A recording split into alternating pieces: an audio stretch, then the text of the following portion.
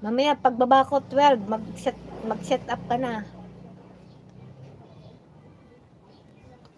Kahit na halimbawa, 'di ba naka-live ako, kung may gagawin ka, kahit mga 11:30, mag-set ka na.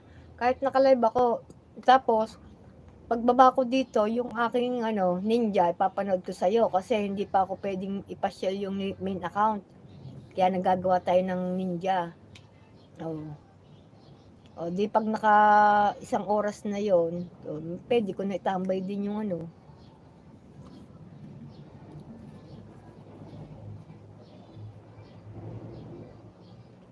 Nandito ako sa playlist ni Sir AB, playlist niya. Ayun, natapos na yung dalawa.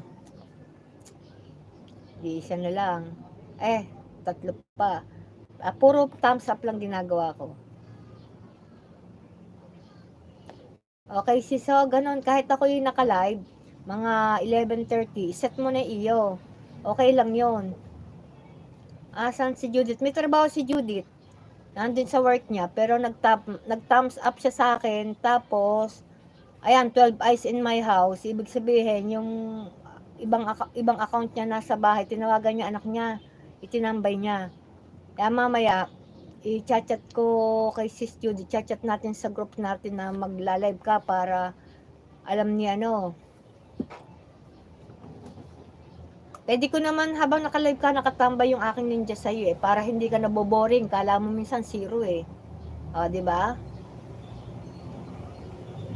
Kasi pagbaba ko rito, saka ilalagay ni Judith yung tambay sa'yo. O, okay na yon. Makakaraos yung 2 hours natin sa mixing panahon. May magagawa ka pa.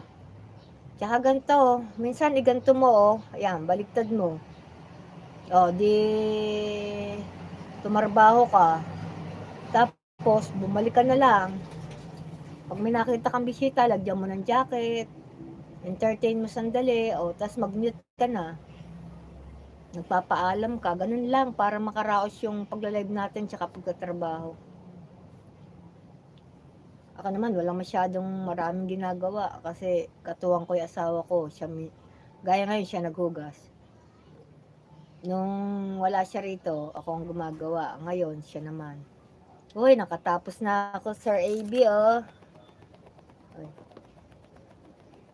Pang-apat na. Sir AB, pang-apat na yung playlist mo, yung daily vlog. Ayan, Nilagay ko na sa daily vlog mo to para okay lang. Thumbs up.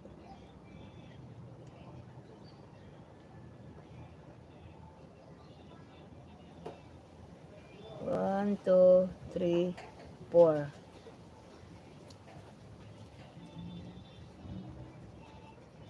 Ayun, pang-5 na pala to. Pang-5 na.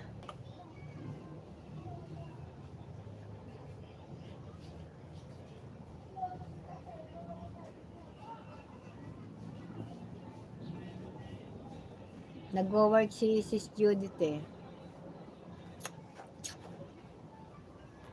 Ay, Sis Merlin, puro puti na ang buhok ko ngayon Namumuti na. Sakit ng ulo Kasi hindi mo ako namimiss, kaya sumakit ulo ko. Buti dito, wala pa